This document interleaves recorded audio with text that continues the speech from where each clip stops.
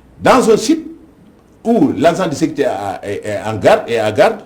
Donc, il a des limites qu'il doit savoir et appliquer avant, pendant et après sa mission. Mais ce qu'on voit aujourd'hui, moi je dis que ça, je ne veux même pas qualifier ça à la sécurité privée. Peut-être parce que c'est privé, voilà, c'est pas public, c'est pour cela que les gens disent que la sécurité privée. Non, mais la sécurité privée est organisée, hein, madame. Mais qu'est-ce qu'il faudrait alors pour remettre de l'ordre dans un secteur en pêle-mêle, hein? Oui, ce qu'il faudra pour remettre de l'ordre, là, c'est il faut interpeller l'État. Je pense que c'est l'État qui ne doit pas regarder faire. Aujourd'hui, l'État, dans sa prérogative, il a autorisé sociétés agences privées de sécurité au nombre de 404, 405, 410 actuellement dans ce pays. Avec un nombre d'agents de sécurité supérieur à l'armée et la gendarmerie. Oui, qui sont là. Et pourquoi pas l'État ne pouvait pas collaborer avec ces agences et sociétés privées de sécurité pour mettre un cordon de sécurité infranchissable dans ce pays pour sécuriser les populations et leurs biens. C'est possible. Comme ce qui se passe dans beaucoup de pays développés. Mais aujourd'hui, l'État, moi je dis qu'ils sont responsables, hein, quelque part. Parce qu'il y a la loi qui organise la sécurité privée. Ils le connaissent mieux que moi. Il fait face avec moi actuellement. Sauf qu'elle n'est pas appliquée. Actuellement, il fait face avec moi. Il y a une loi qui organise la sécurité privée. Et cette loi est là pour être appliquée. Qui va les appliquer? C'est l'État et ses démembrements, c'est-à-dire les forces de sécurité publique. Et si aujourd'hui, chacun et chacune fait ce que bon lui semble dans la sécurité privée, c'est parce que c'est l'État qui a regardé faire. Moi, je pense que l'État doit mettre fin à ça. Et aussi, je n'ai rien contre les jeunes Sénégalais qui sont là, qui se confrontent actuellement avec un problème d'emploi récurrent, avec une pauvreté endémique. Mais il devait quand même savoir exactement d'où il vient. Et qu'est-ce qu'il devait faire, quand il faut le faire, avec quoi il faut le faire.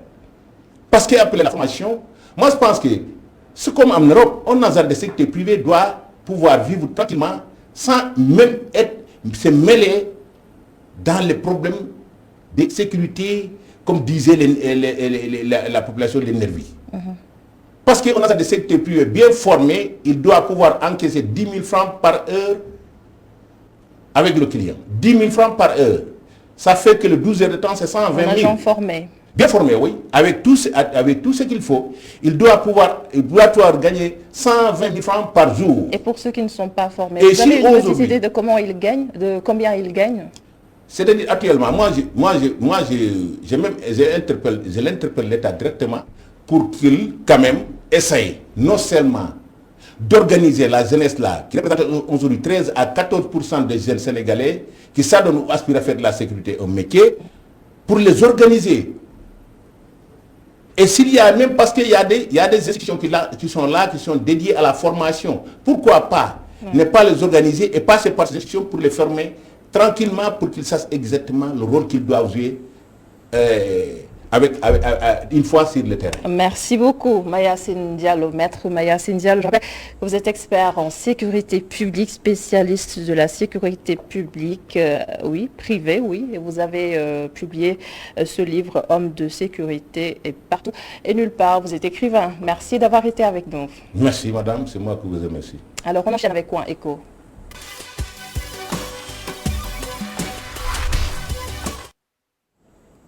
Le phosphate, le Sénégal en détient énormément. Les réserves sont évaluées entre 500 millions et 1 milliard de tonnes, mais seulement 2 millions de tonnes sont exploitées par an et les populations directement impactées par les industries extractives n'en profitent pas du tout. La coalition publié ce que vous payez recommande de revoir les conventions entre l'État du Sénégal et les entreprises minières, dont les industries chimiques du Sénégal, ICS. Mam Abdou Gueye, c'est pour les détails. Le Sénégal a un sous-sol riche en ressources naturelles et en minerais dont le phosphate. Les réserves sur l'étendue du territoire national sont énormes mais sous-exploitées. Elles sont estimées entre 500 millions et 1 milliard de tonnes. Dans les localités où le phosphate est exploité, les populations n'en profitent pas. Selon Publier ce que vous payez, son exploitation génère des dividendes, mais bien en deçà des chiffres d'affaires des entreprises minières. À travers les résultats publiés par les rapports IT, mais aussi à travers le ressenti des populations, les impacts sont plutôt négatifs. Il y a des impacts positifs certes, parce que l'exploitation du phosphate apporte certes des devises, apporte une plus-value, mais en termes de chiffres, les ICS qui exploitent aujourd'hui le plus grand gisement de phosphate au Sénégal, la contribution globale pour le secteur extractif, elle s'élève à 161 milliards, selon les chiffres du rapport ITF. Mais les ICS n'ont contribué que pour 5 milliards 400 millions, ce qui représente les impôts sur le revenu pour les travailleurs, les cotisations sociales, pour la simple raison qu'elles ne payent ni redevances ni taxes à l'État du Sénégal. Dans la zone des Niayes et dans d'autres parties du pays où le phosphate est extrait, les populations vivent dans la misère la plus totale. Elles sont polluées et ne ressentent pas les retombées de l'exploitation de cette ressource. L'autre paradoxe est l'engrais qu'importe l'État du Sénégal chaque année à coups de milliards alors qu'il est directement dérivé du phosphate.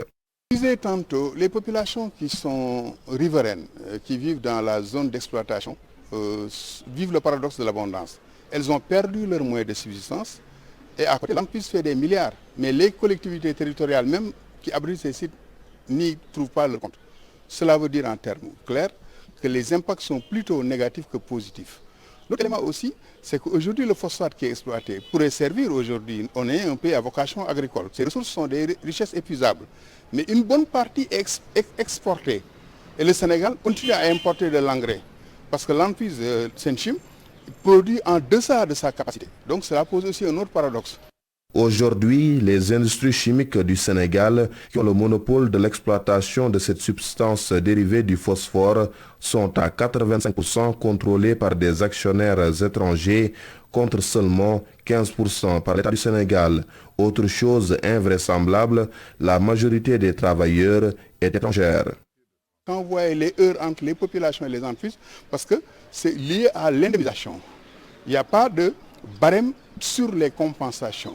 Le barème qui est appliqué aujourd'hui pour indemniser ces populations, déposséder de leurs moyens de subsistance, déposséder de leurs terres, c'est des barèmes très obsolètes qui vivent en deçà. Et une fois indemnisées, c'est à vie. Elles perdent leurs moyens de subsistance et l'entreprise continue à gagner des milliards, l'État n'y trouve pas son compte. Pour publier ce que vous payez, l'État doit revoir la convention qui le lie aux ICS pour son propre compte, celui des populations et des collectivités territoriales. L'autre défi pour les autorités est de fixer définitivement les barèmes sur les indemnisations afin de prévenir les conflits entre populations et entreprises minières, comme ce qui s'est passé à Canel, où l'État s'est vu obligé de fermer les gisements de phosphate de Ndendori et d'Orkadiéré. Pour toutes ces précisions, l'exploitation du phosphate, enjeux et perspectives, c'est à voir tout de suite avec Mamadou Ndiaye. Bonsoir. Bonsoir. Et vous recevez Théodore Chérif Monté, chimiste député à l'Assemblée nationale. Bonsoir. Bonsoir. Et bienvenue sur ITV. C'est à vous, monsieur. On lui souhaite la bienvenue. Et en plus, il est spécialiste donc, de la chimie, hein, surtout aussi de la chimie des ressources naturelles. Mais il s'intéresse également peut-être à la chimie minérale, de par sa fonction et de par ses recherches. Alors, le phosphate, on en parle. Le Sénégal semble-t-il en est doté, suffisamment d'ailleurs. Mais est-ce qu'on peut établir une cartographie des phosphates au Sénégal ? En fait, si on regarde bien, l'exploitation du phosphate commence au Sénégal depuis les années 40-50. Donc c'est au cours de la construction du chemin de fer qu'on a découvert le potentiel des phosphates dans la région de Thiès-Lamla. Aujourd'hui, sur cette zone, on a des réserves prouvées à hauteur de 80 millions de tonnes de phosphate calcique. Si vous allez au niveau de la région nord-centre, dans la zone, dans le Matam, oui. Le plus gros potentiel du Sénégal se situe à ce niveau. Donc, dans cette zone... Le plus gros potentiel. Le plus gros potentiel. Parce qu'aujourd'hui, on a des réserves prouvées par les études de 40 millions de tonnes, un potentiel de plus de 100 millions de tonnes et une perspective de 500 millions à 1 milliard de tonnes. Donc, si les recherches sont poussées et qu'on arrive à vraiment identifier la véracité, l'exactitude de ce gisement, cela placerait le Sénégal dans le top 10 des pays producteurs de phosphate. Alors, de Matam à Thiès, est-ce qu'il est facile d'accéder au phosphate? Bon, aujourd'hui, la mine de Matam, c'est une mine relativement petite. Presque à ciel ouvert. Voilà, à ciel ouvert. Les mines de la zone de Taïba sont beaucoup plus importantes.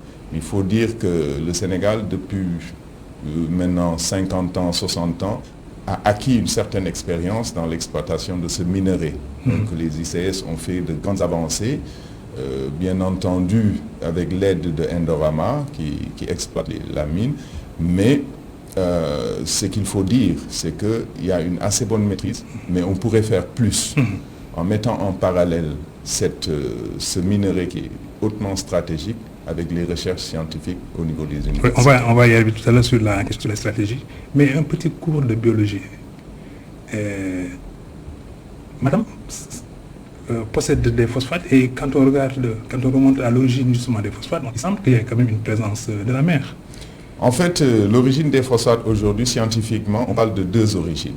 Le phosphate peut être soit d'origine volcanique, soit d'origine sédimentaire. Quand on parle de sédiment, ça veut dire qu'il y a eu un dépôt de certains composants organiques qui, au fil du temps, sur des millions d'années, quelquefois des milliards d'années, se transforment en minerais. Donc ce qui se passe, c'est qu'il faut comprendre que le Sénégal, géologiquement parlant, a été 2 fois occupé sur la totalité de son territoire par la mer. C'est pour ça qu'on dit que le Sénégal est un don de l'eau. Dans le Précambrien, le Sénégal a été occupé. Si vous regardez la roche sur laquelle se pose le sédiment au niveau de la zone est du Sénégal, c'est ce qu'on appelle la roche Birimien. C'est l'une des roches les plus anciennes du globe. Donc c'est sur cette roche qu'on a la base sédimentaire. Donc on pourrait penser, je ne suis pas chercheur dans le domaine de la géologie, mais je pense que les géologues vous le diront, qu'il y a eu dépôt de grands animaux marins au niveau de la zone, les squelettes des grands animaux marins qui se sont sédimentés. À la base, sur les eaux, on a du phosphore calcique, mais après, avec le temps, la partie calcium est remplacée. Les carbonates sont remplacés par le fluor avec une stabilisation du minerai. Alors, est-ce qu'il existe un protocole par lequel on peut utiliser sainement et raisonnablement l'engrais dans les champs et dans les usages agricoles? Alors, quand on parle d'engrais, les gens au Sénégal pensent toujours au phosphate. En réalité, ce qu'on va rechercher dans le phosphate, c'est le phosphore. Les engrais sont composés de 3 éléments chimiques. Et quand vous allez chez les paysans, ils vont vous parler de 10-10-20. Oui, 10-10-20. Ils le manipulent avec beaucoup de dextérité d'ailleurs. Oui, ils connaissent. En fait, c'est du NPK. Oui. Ils disent 10-10-20 parce que c'est 10 portions d'azote, 10 portions de phosphore et 10 portions de potassium. Résumé ainsi. Donc, les engrais, c'est un mélange d'azote, de phosphore et de potassium. Donc, le protocole d'utilisation, certainement, il doit y en avoir. Parce qu'on ne peut pas avoir l'ISRA, avoir la DPV, avoir le CRS Locustox et ne pas avoir de protocole et de normes d'utilisation des engrais. Je n'ai pas accès à la documentation, mais je pense qu'il y en a. Mais la vraie question qu'il faut se poser, c'est est-ce que la bonne utilisation des engrais est faite? Ça, je pense que si on se pose cette question, moi je suis tenté de dire non. Et il est important de savoir que la surutilisation des engrais a un impact négatif sur l'écosystème. Clairement. Oui, face à ces gisements importants quand même, est-ce que le Sénégal tire réellement profit de l'exploitation des phosphates? Bon, vous savez, comme partout ailleurs concernant ce qu'on appelle nos matières premières et nos minerais, nous les exportons très souvent telles quelles. Nous ne tirons pas très souvent la bonne valeur ajoutée de nos minerais. Il y a une transformation timide du minerai, mais pas assez. L'essentiel du minerai est réexporté tel quel. Pourquoi c'est le cas? Aujourd'hui, si vous prenez un pays comme le Maroc, qui est le premier pays producteur de phosphate, ils ont mis en place une organisation qu'on appelle l'OCP. Toute l'économie marocaine, l'office chérifien du phosphate, toute l'économie marocaine est centrée autour de cet office. Et cet office a compris que pour maîtriser les richesses d'un pays, il faut mobiliser l'ensemble des ressources. Aujourd'hui, quand vous prenez l'université Mohamed VI Polytechnique de Ben Guerir, c'est l'une des plus grandes universités du monde qui est orientée dans la connaissance et dans l'exploitation du phosphate. Ils sont en train de faire des projections sur 50 ans, sur 50 ans, sur 100 ans. Et ils prennent des étudiants de du monde entier. Ils sont en contact avec le MIT, avec l'Université de Columbia, avec HEC.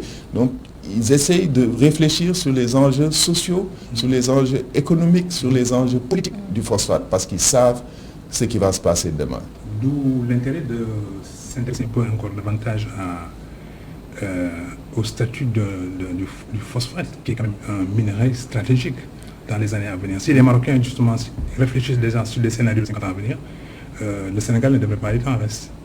En fait, dès lors qu'on dit que le phosphate vient pour aider la plante à croître, on sait que c'est la source principale de notre nourriture, provient de notre agriculture. Si on se projette sur les années 2050, la population mondiale va être autour de 9 milliards d'individus. 9 milliards d'individus à nourrir, ça demandera des ressources colossales. Autrement dit, on va s'acheminer vers une agriculture intensive qui nécessitera forcément des engrais. Ça veut dire que les gens qui vont détenir la ressource engrais vont détenir l'économie mondiale. Parce que à partir de ce moment, le phosphate deviendra un produit précieux, comme l'or, le diamant, n'importe quel autre produit précieux. Et quand un produit devient très convoité, stratégique, avec des enjeux politiques très très élevés. Donc, le Maroc l'a compris, il travaille dessus. Je pense que le Sénégal aurait intérêt à faire pareil. Alors, l'élément que Adama nous a proposé tout à l'heure, on montre qu'en vérité, nous produisons des phosphates, mais à l'état brut, et nous importons de l'engrais. Ce paradoxe-là, comment il faut le lever? Mais c'est ce que je disais tantôt. Pour pouvoir réellement mettre de la valeur ajoutée dans nos matières premières, nous devons industrialiser notre économie. C'est ça. Industrialiser notre économie, c'est investir massivement dans la transformation. Oui. Mais le problème, il demeure entier. Parce qu'aujourd'hui, quand vous êtes un pays pauvre, quand vous n'avez pas les ressources financières nécessaires pour investir, pour mettre en place une industrie de très haut rang, vous êtes obligé d'aller emprunter. Si vous empruntez, les ressources que vont générer votre investissement vont aller dans le paiement de votre dette. Et c'est ça le paradoxe. Il y a une rupture entre ce qu'on veut faire et ce qu'on peut faire. Donc, mais les spécialistes de l'industrialisation de l'économie vous diront qu'il y a forcément des perspectives. Et à partir d'un certain moment, un pays doit se recentrer sur lui-même, quelquefois. Parce que très souvent, on a eu tendance à dire qu'il faut créer une industrie exportatrice. Oui, parce qu'il y a un marché, probablement. Voilà. Mais l'industrie exportatrice nécessite des moyens énormes. Oui, parce que, voilà. Oui. Alors que si vous pensez à une industrie qui règle les problèmes dont vous avez besoin et que vous n'arrivez pas à régler, vous êtes dans une perspective de recentrage sur le pays, sur vos besoins.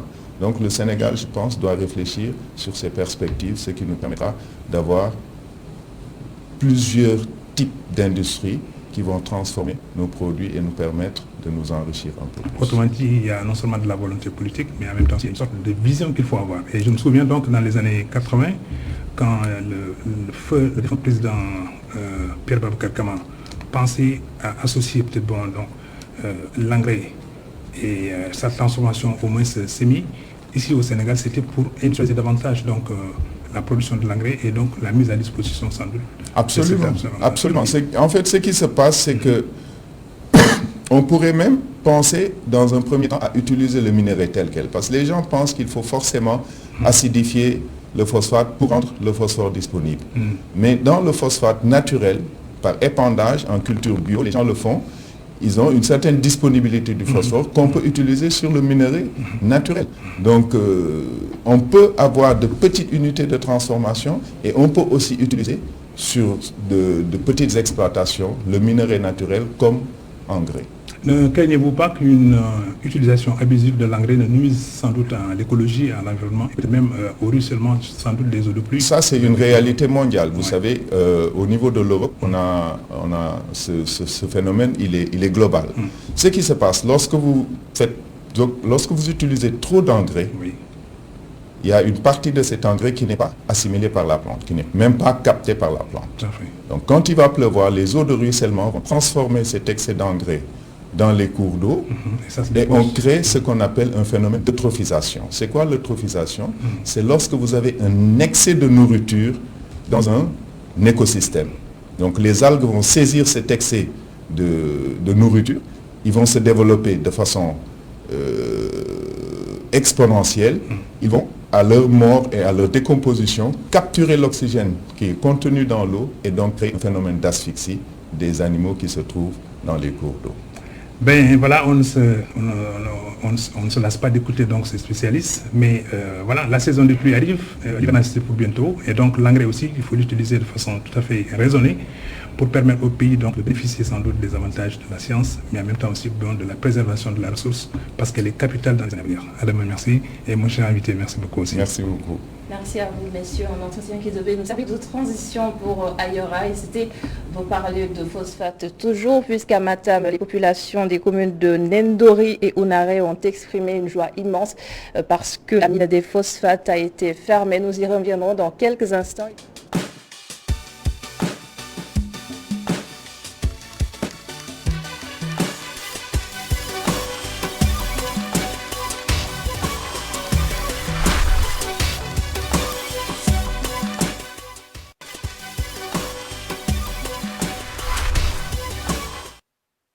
Je vous disais tout à l'heure, Ayora nous emmène à Matam, la fermeture de la mine des phosphates de Ndendori, très bien accueillie par les populations des communes de Ndendori 8 et de Ounaré.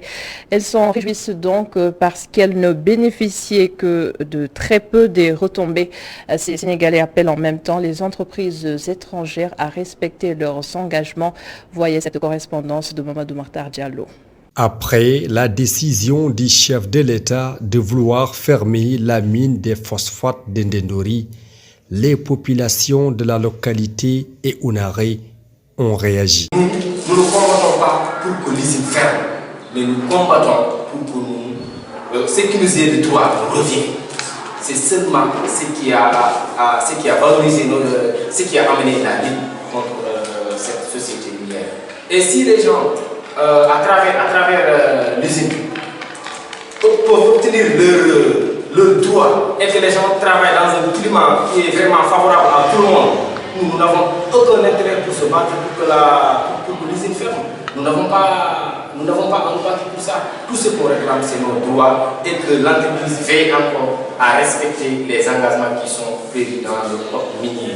Cette décision de Macky Sall arrange les travailleurs qui sont exploités par les sociétés minières. Cette fermeture, nous la population, au nom du mouvement Gilets Rouges, nous sommes contents de cette décision par rapport à plusieurs faits.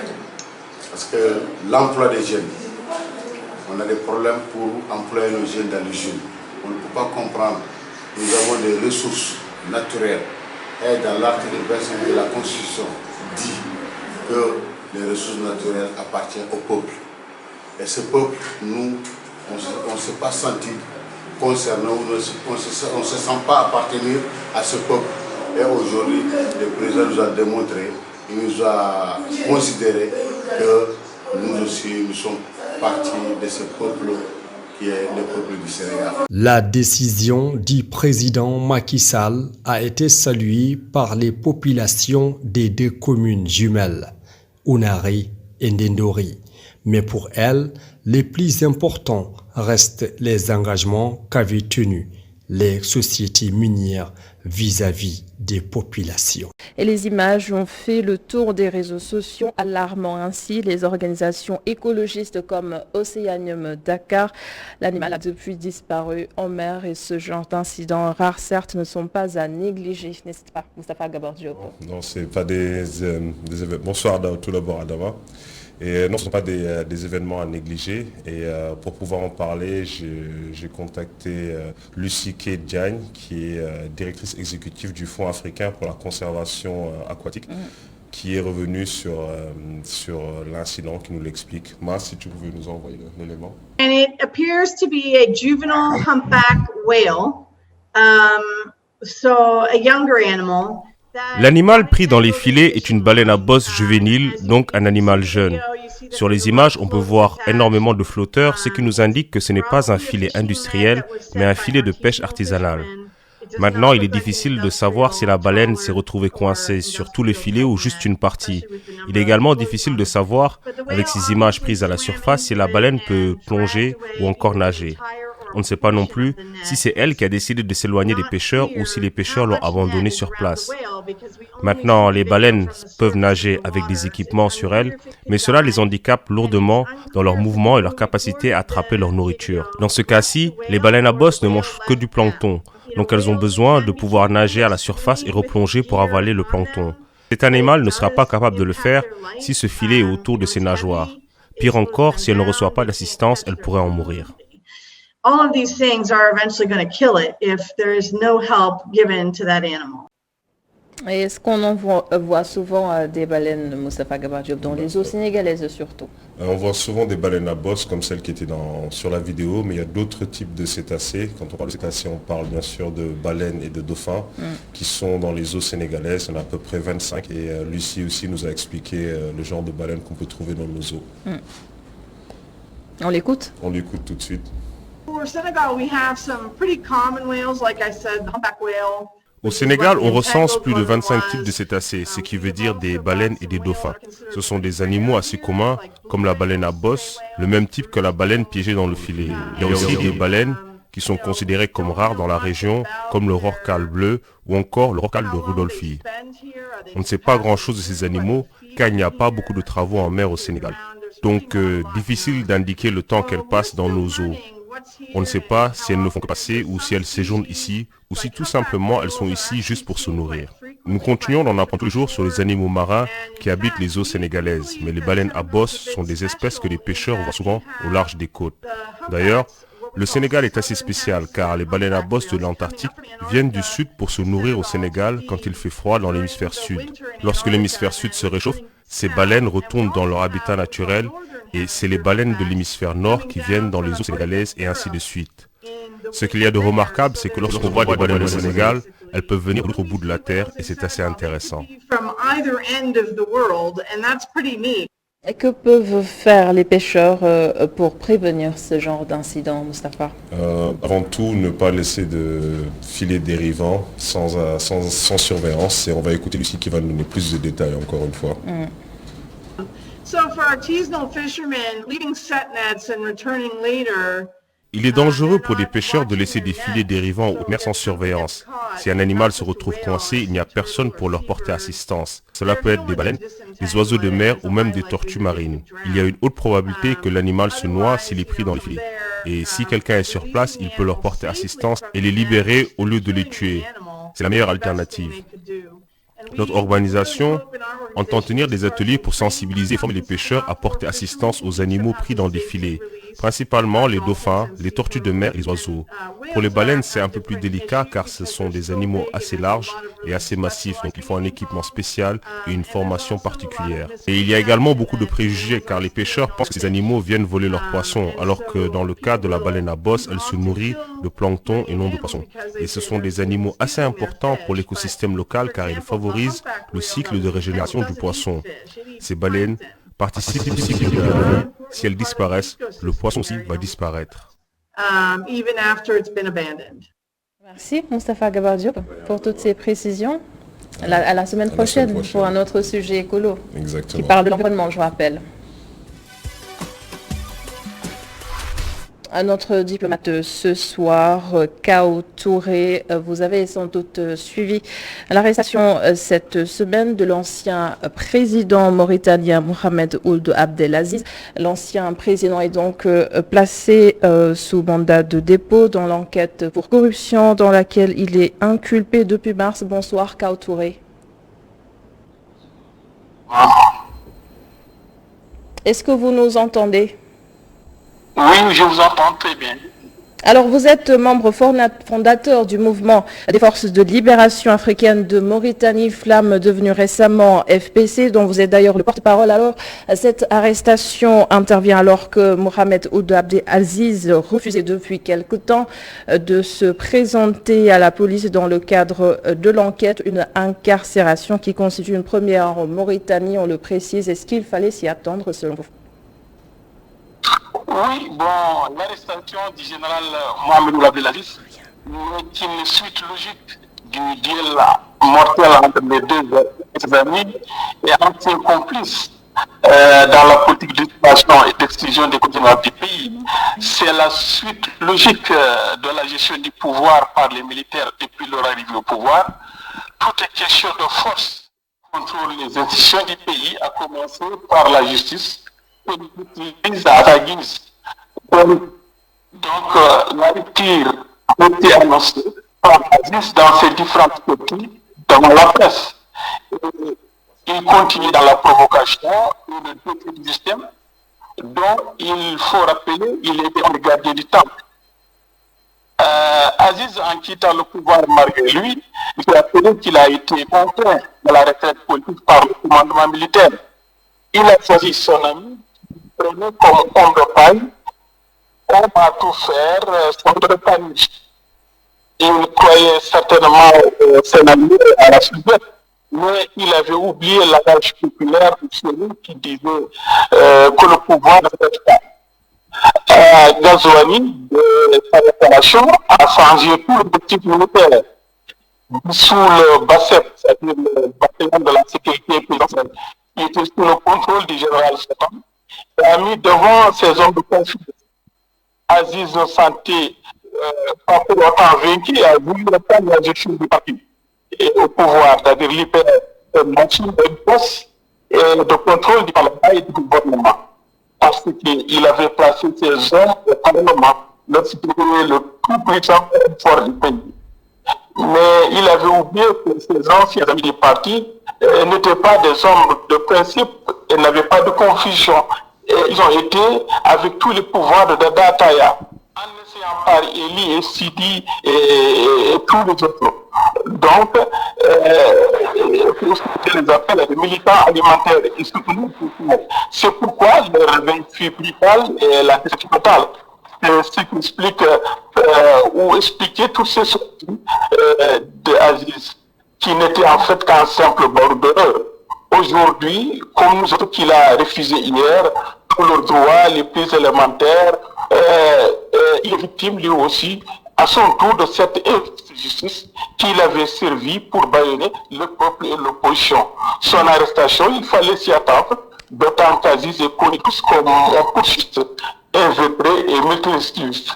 Et Ghazouani ne pouvait laisser à toute liberté de rouler son plan de riposte. Oui, justement, par rapport à ça, on sait que l'actuel président Ghazouani et Mohamed Ould Abdelaziz ont cheminé ensemble pendant plusieurs années.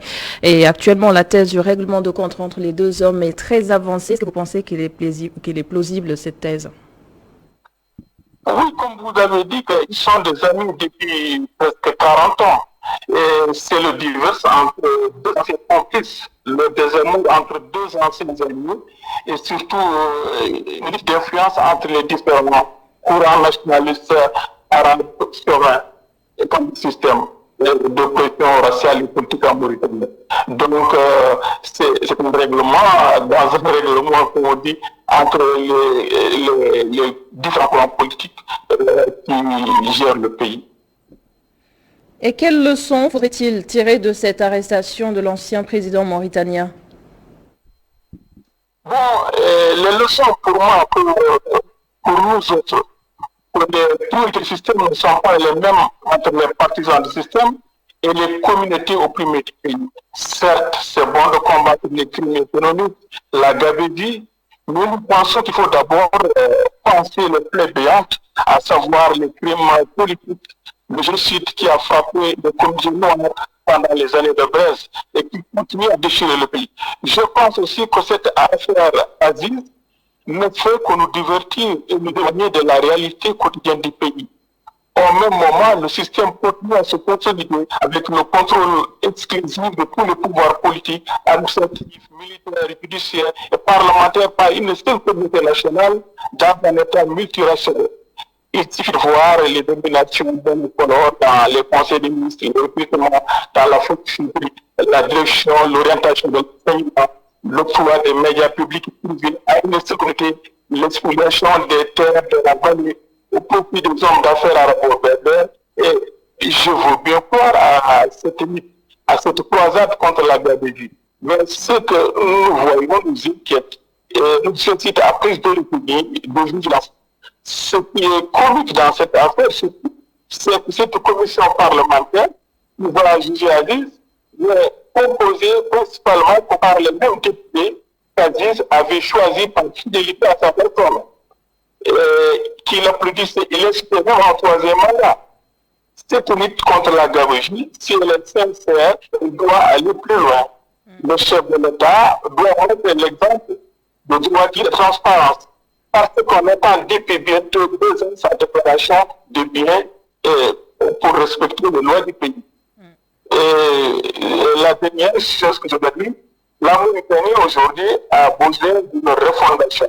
C'est d'un dialogue sincère et pas entre les différentes forces politiques, car la coupe est pleine de frustration. Il faut aussi se patriotique pour sauver le pays du développement. Et comme je le dis souvent, il faut nous surpasser pour surpasser l'impasse. Voilà ce que je retiens de ces événements et ce que j'avais à dire. Merci beaucoup, Kao Touré. Vous êtes membre fondateur du mouvement des forces de libération africaine de Mauritanie, Flamme, devenu, je le rappelle récemment, FPC, et vous êtes le porte-parole de ce mouvement et vous allez nous excuser pour la qualité de la communication à la suite de la totale.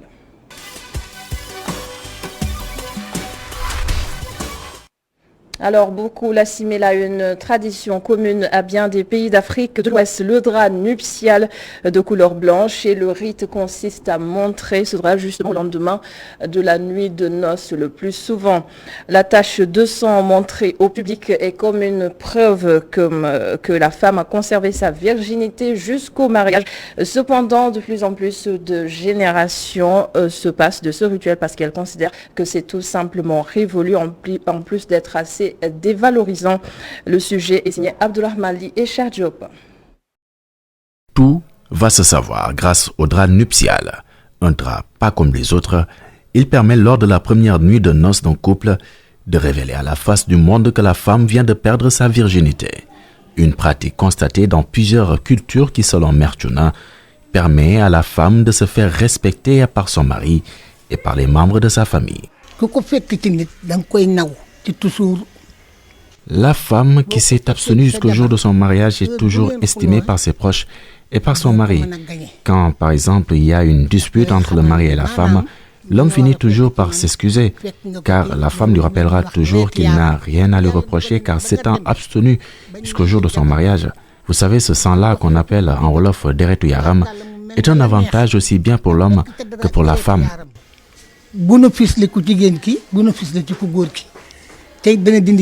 La couleur blanche du drap n'est pas fortuite, révèle Mertuna. Ce drap blanc signifie que tout va se savoir aujourd'hui. S'il ne devait pas y figurer cette goutte de sang, un quelconque autre drap ferait sûrement l'affaire. Et il faut dire que la seule tache qui doit figurer sur ce drap, c'est ce sang induit par la perte de l'hymen. C'est ce qui explique la couleur blanche du drap et neuf de préférence.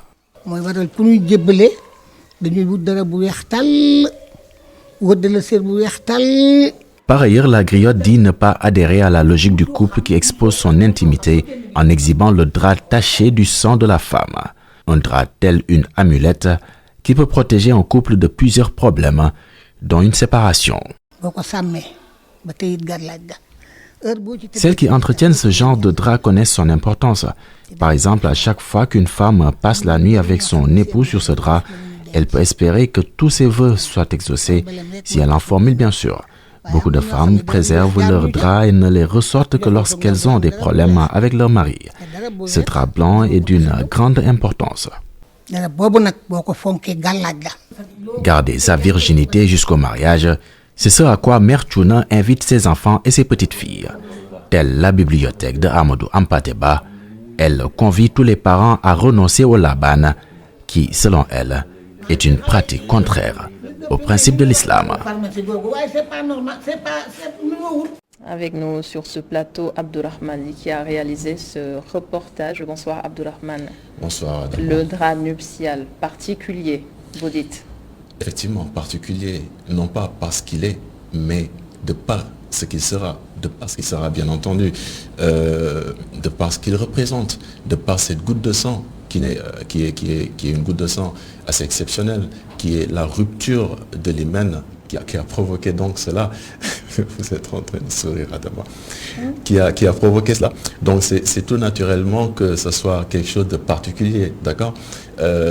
Madame Mère Tchouna nous l'a révélé dans le reportage. Sa particularité pousse, par exemple, permet en tout cas à un couple de pouvoir régler ses problèmes de couple, si je puis me permettre la répétition. Par exemple, si les deux conjoints ne sont pas en de bons termes, ils peuvent utiliser ce drap-là, selon la tradition bien entendu. La femme surtout. Bien entendu, la femme peut utiliser ce drap-là pour régler les problèmes de couple qui peut exister dans le mariage entre l'époux et sa femme, et l'épouse, quoi, tout simplement. C'est une question de tradition, mais c'est aussi une culture quelque peu universelle. Oui, on peut dire cela parce que dans des pays arabo-musulmans, par exemple, cette culture existe bel et bien.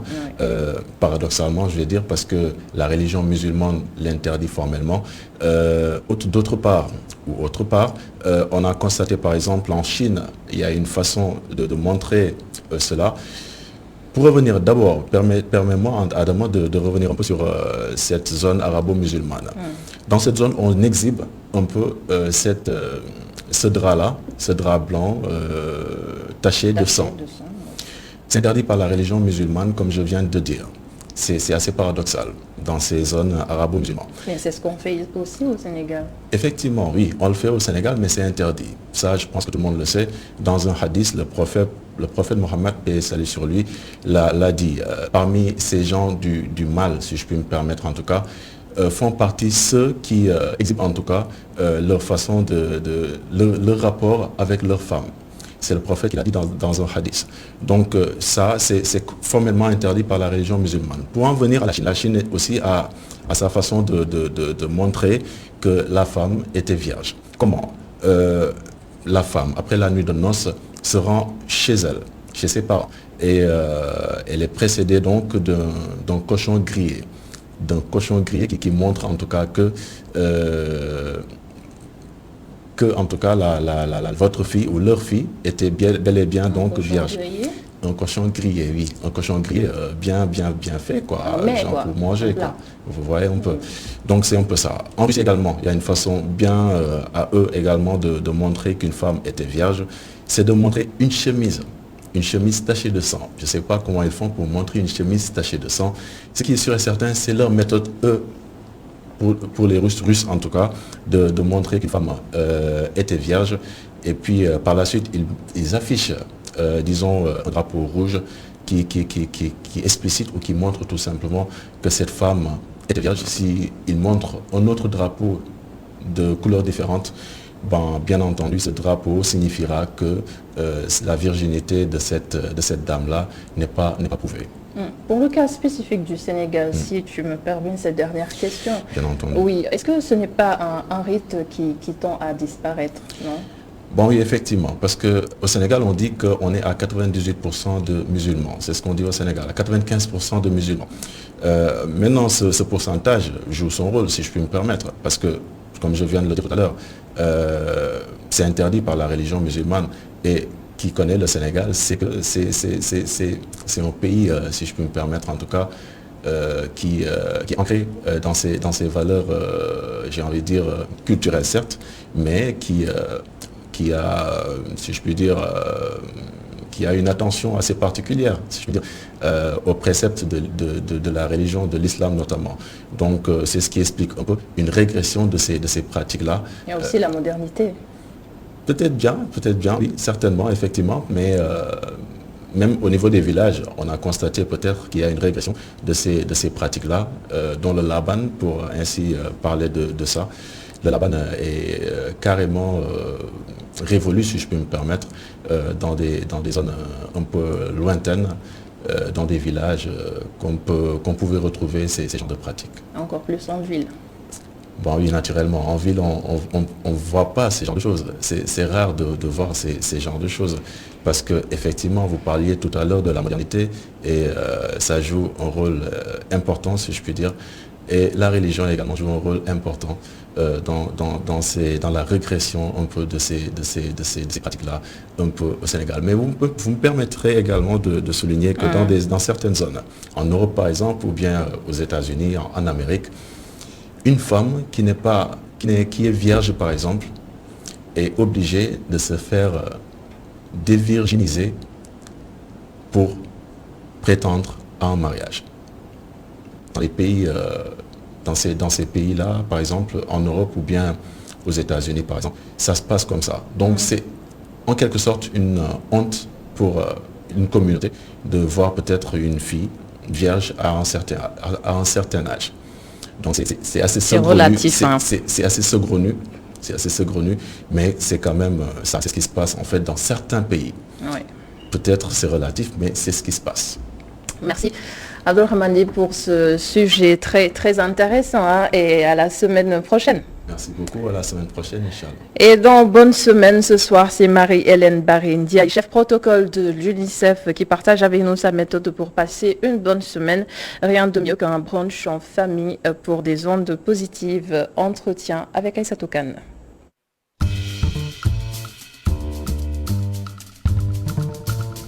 Voilà, donc pour passer une excellente semaine, j'ai 2 jours fétiches, le vendredi et le dimanche. Le vendredi, après la prière de Fajr, je prends tout mon temps, c'est-à-dire que je prends 1 heure de temps pour faire mes wirds spéciaux. Je les appelle mes wirds spéciaux. Ça me permet de m'évaporer, de m'évader et d'être en contact avec Dieu. Donc, qu'est-ce que ça me fait? Ça me fait l'impression d'être seul au monde, en contact permanent avec Allah subhanahu wa ta'ala. Du coup, ça me permet de faire et de préparer un excellent week-end et notamment une excellente semaine.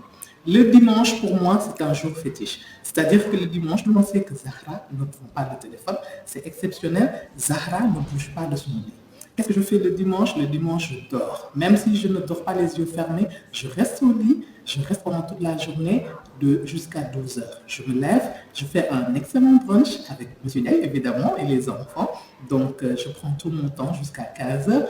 On retourne encore au lit, on regarde nos films. On est sur Netflix, on discute, on parle de tout et de n'importe quoi. Si j'ai la possibilité d'aller voir les parents, je le fais. Sinon, on fait une petite sortie avec les enfants et on retourne encore dans la maison. Donc, le dimanche, c'est un jour pour moi qui est super important, car ça me permet tout simplement de débuter une bonne semaine. Les lundis, d'habitude, je suis zéro. C'est-à-dire que les lundis, je suis carrément zéro, carrément off, car c'est un jour où je préfère débuter la semaine. Et pour moi, ma semaine démarre tout simplement à partir de mardi. Donc, mon conseil, c'est quoi? Toujours faire en sorte de ne pas stresser, de s'évaporer, de s'évader. Et moi, pour me permettre de m'évaporer, de m'évader, de préparer une excellente semaine, c'est le wird. Je le dis encore, c'est le wird. Je prends mon temps, j'ai des wirds spéciaux que je fais, je suis en contact permanent avec Dieu. Voilà le secret pour moi pour passer une excellente semaine. Merci.